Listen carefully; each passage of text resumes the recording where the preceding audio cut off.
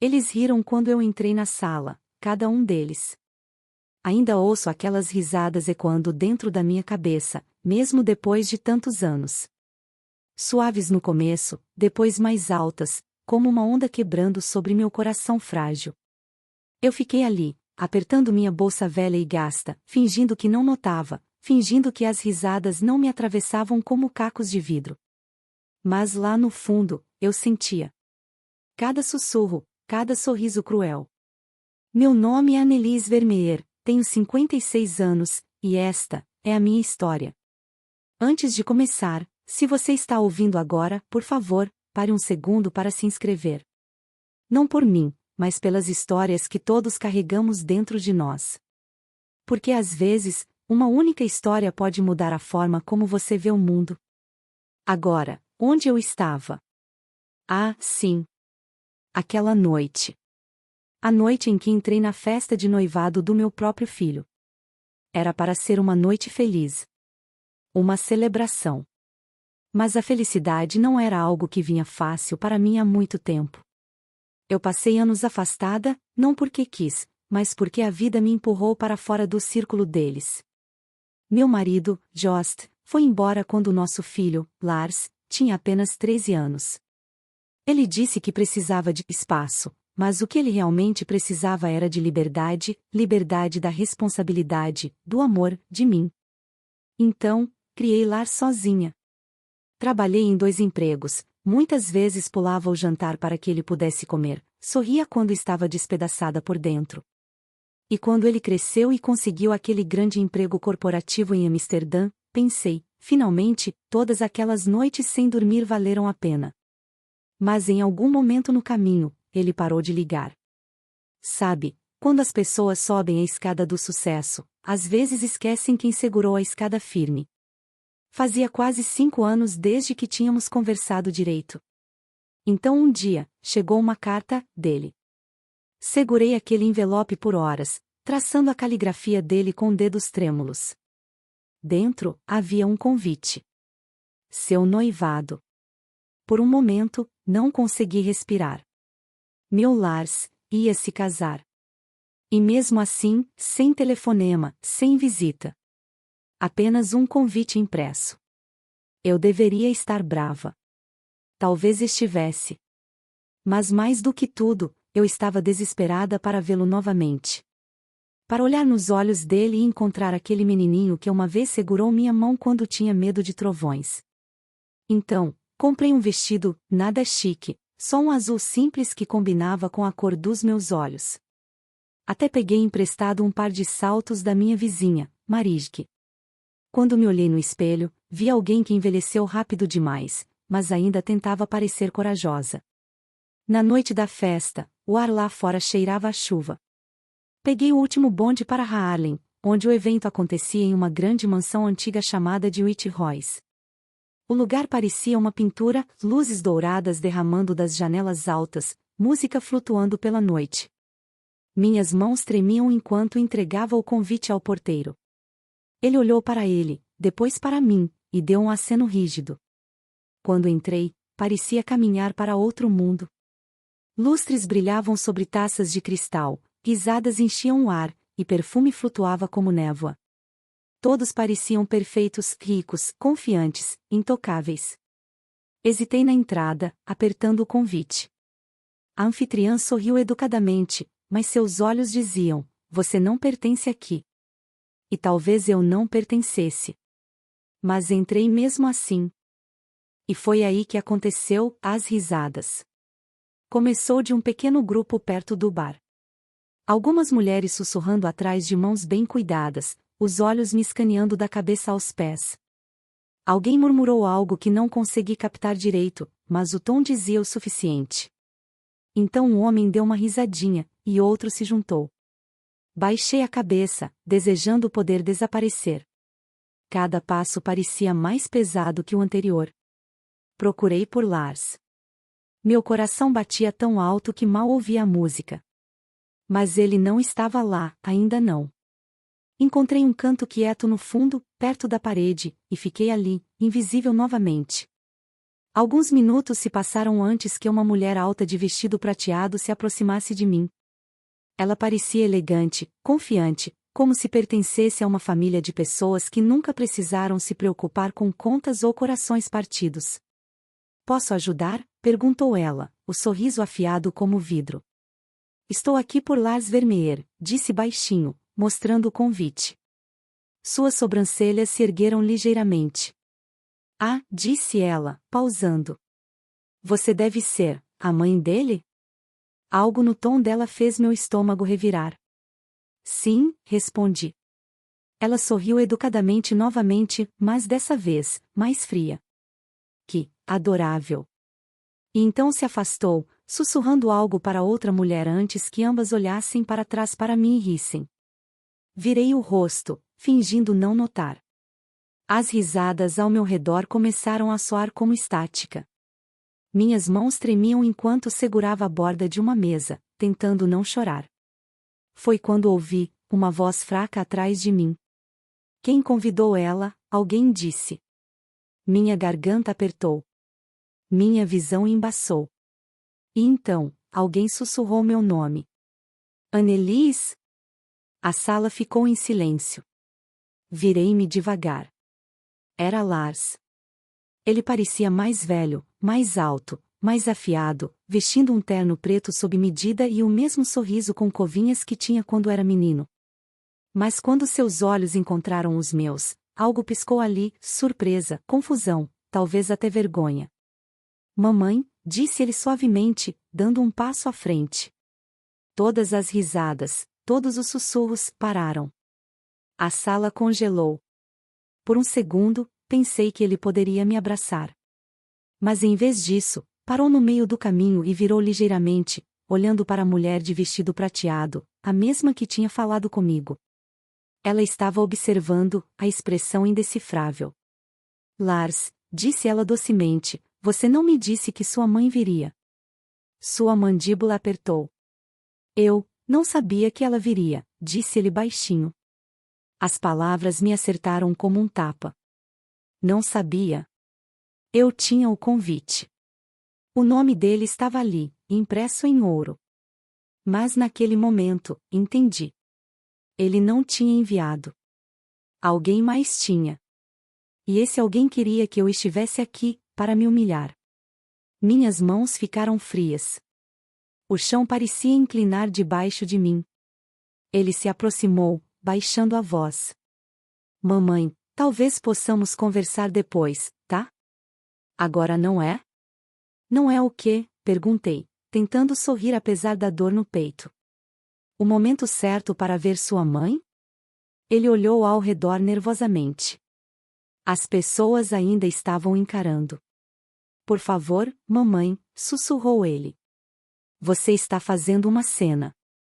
Senti meu coração rachar de um jeito que nunca tinha antes. Respirei devagar, olhei nos olhos dele e forcei um sorriso trêmulo. Eu só queria dizer parabéns, disse baixinho. É só isso.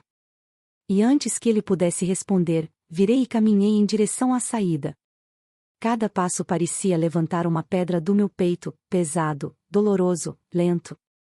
As risadas tinham parado, mas o silêncio era pior. Quando cheguei à porta, alguém sussurrou novamente, não zombando dessa vez, mas suave, quase arrependido. Annelies. Mas eu não olhei para trás. Ainda não. Porque aquela noite, a noite em que riram quando eu entrei, foi apenas o começo. O começo de algo que nenhum deles poderia ter imaginado. As pessoas já não riam, estavam prendendo a respiração. Foi assim que se sentiu quando Frederick Van Dalen ficou no centro do salão, o nome dele ecoando pelos alto-falantes como um trovão silencioso que ninguém esperava. O mesmo salão onde outrora o ridicularizaram por sonhar grande demais agora parecia, menor, de alguma forma. Os lustres pareciam mais fracos, o riso que antes enchia o ar desaparecera, substituído por sussurros, nervosos, incertos, quase arrependidos. Enquanto caminhava para o palco, Frederick via rostos que lembrava, rostos que riram, duvidaram e o dispensaram. Thomas Vermeer, o arquiteto da cidade que um dia lhe disse que seus projetos eram ingênuos demais para a vida real. Elsa Kramers, a repórter que o chamou de homem que constrói castelos no ar. E, no entanto, naquela noite, todos se levantaram quando o nome dele foi chamado. O apresentador, um homem mais velho de terno azul marinho impecável, pigarreou. Frederick Van Dalen, disse com orgulho que antes não existia, por criar o primeiro bairro ecológico que redefiniu a sustentabilidade em toda a nossa região, parabéns. Por um segundo, Frederick não conseguiu se mexer. Aplausos o cercaram, fortes, sinceros, altos. Ele piscou, e a visão embaçou levemente. Lembrou-se de estar no mesmo salão 5 anos antes, rejeitado, humilhado, sem ninguém ao lado exceto a filha, Ana. E agora? Ele expirou. Ela teria adorado ver isso. Após a cerimônia, as pessoas correram até ele, mãos estendidas, sorrisos largos, vozes pingando admiração repentina. Frederick. Trabalho incrível, realmente inspirador. Eu não disse que ele ia conseguir um dia, alguém mentiu sem pudor. Ele apenas sorriu educadamente. Aprenderá que o sucesso muda como as pessoas te veem, não quem você é para elas, mas quem elas fingem ser para você. No fundo do salão, Frederick notou uma mulher perto da janela, Ingrid, sua antiga sócia na firma de arquitetura. Parecia a mesma, talvez um pouco mais velha, mas os olhos traziam uma mistura de orgulho e arrependimento. Quando os olhares se cruzaram, ela fez um aceno suave, sem palavras, apenas aquele reconhecimento silencioso que falava tudo. Frederick acenou de volta. Não precisava de pedido de desculpas. O tempo já lhe dera um. Lá fora, as luzes da cidade tremiam no canal. A brisa noturna carregava o som distante de música de um café próximo.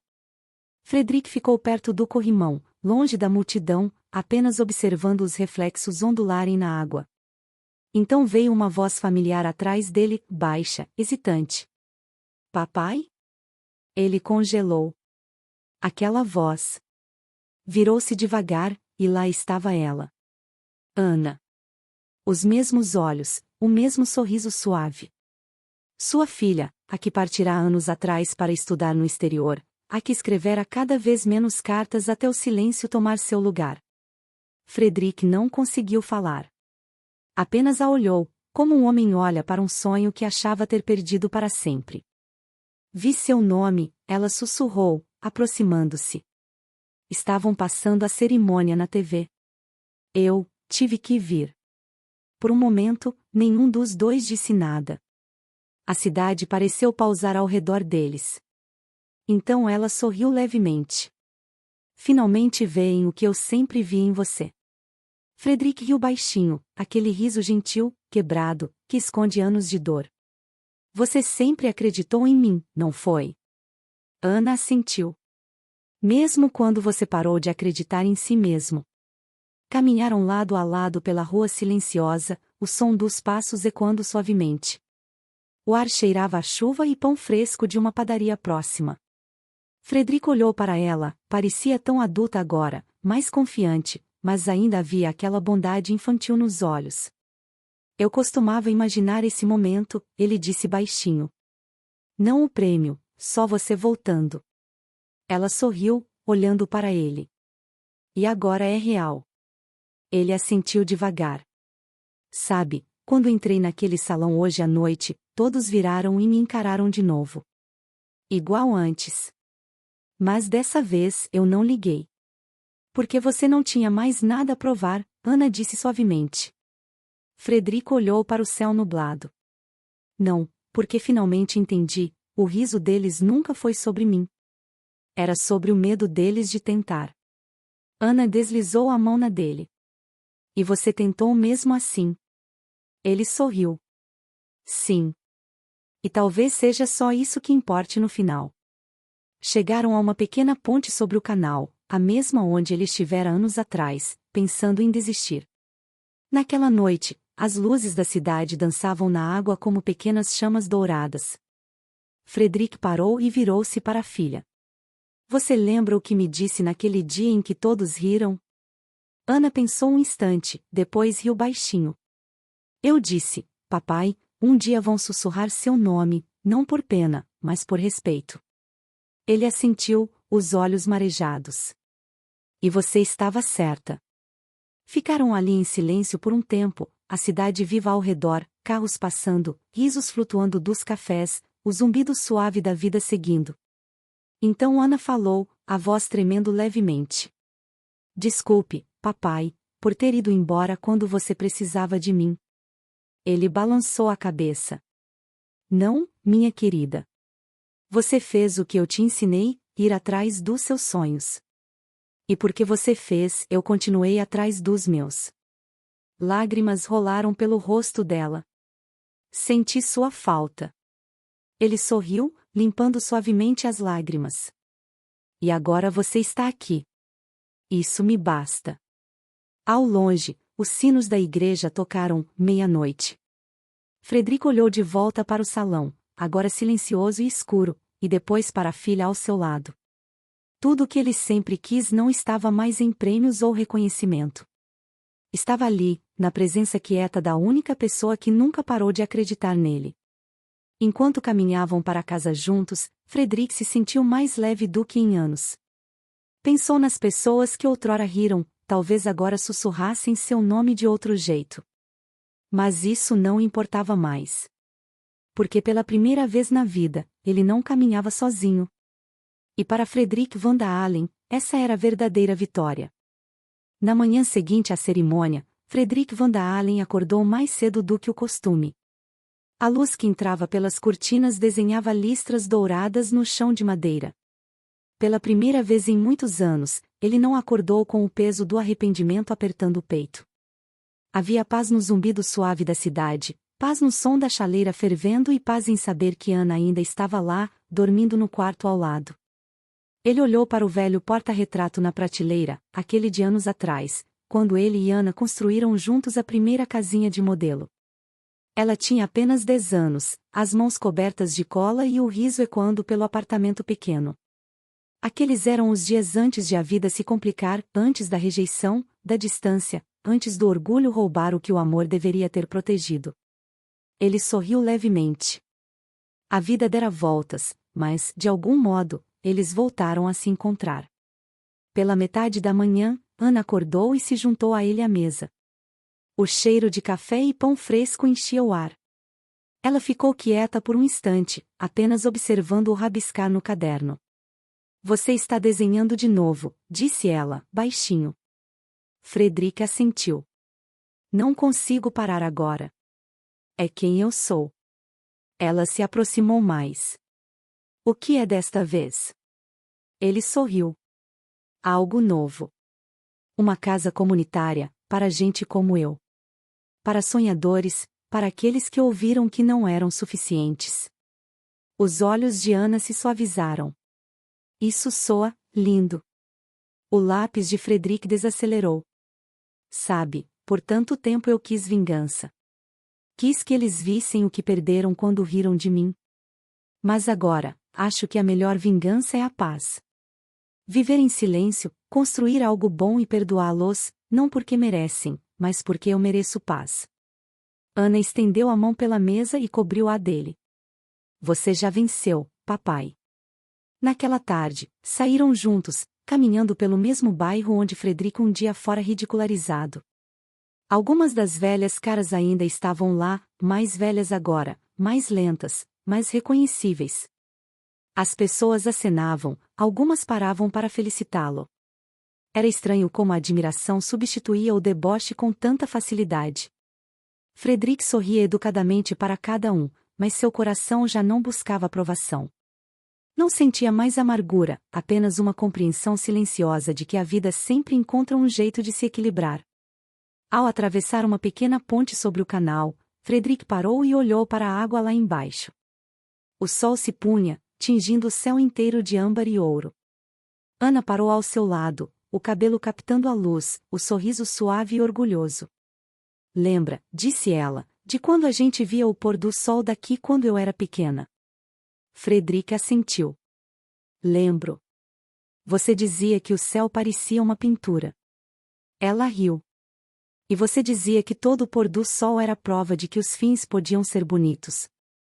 Ele sorriu. Ainda acredito nisso. À medida que a noite se aprofundava, voltaram para casa devagar. Os passos de Frederic estavam mais leves agora. Ele pensava em tudo que perderá, amigos, colegas, anos de confiança, e em tudo que recuperara 10 vezes mais, respeito próprio, paz e o amor da filha. Ao chegarem em casa, Ana se virou para ele. Papai, disse baixinho, você já pensou no que teria acontecido se ninguém tivesse rido naquela noite? Se as coisas tivessem sido diferentes?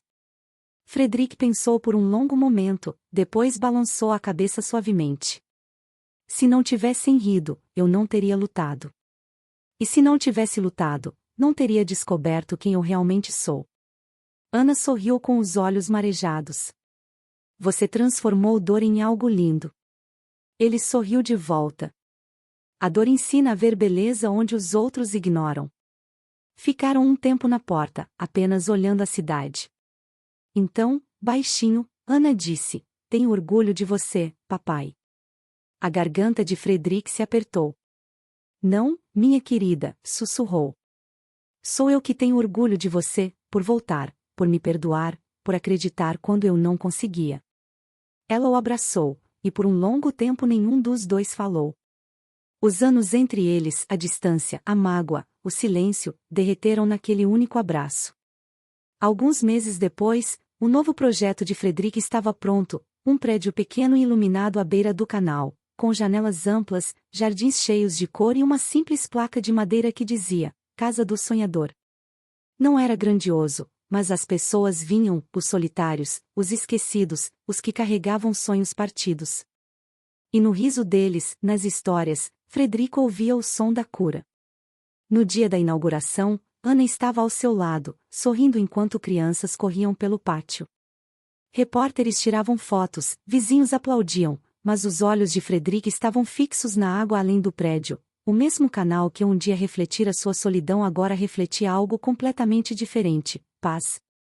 Ana o cutucou. Estão chamando seu nome de novo, disse, brincalhona. Frederic riu. Deixe que chamem. Desta vez, estão sussurrando pelo motivo certo. Ele olhou para o céu, faixas de laranja e rosa pintando as nuvens. Todo fim, disse baixinho, é apenas um começo silencioso disfarçado. Ana deslizou a mão na dele. Então vamos começar de novo. E enquanto o sol mergulhava atrás dos telhados, Frederic sorriu, o tipo de sorriso que só vem depois de perdoar o mundo e a si mesmo. Pela primeira vez, tudo parecia inteiro. O riso, os sussurros, o silêncio, tudo o levará até ali. E assim, a história de Frederic van der Allen, o homem de quem um dia riram, terminou não com vingança, mas com paz, amor e uma vitória silenciosa que dura para sempre. Se essa história tocou seu coração, não esqueça de curtir, compartilhar e se inscrever para mais histórias que nos lembram, não importa o quão difícil a vida fique, sempre há outro nascer do sol esperando.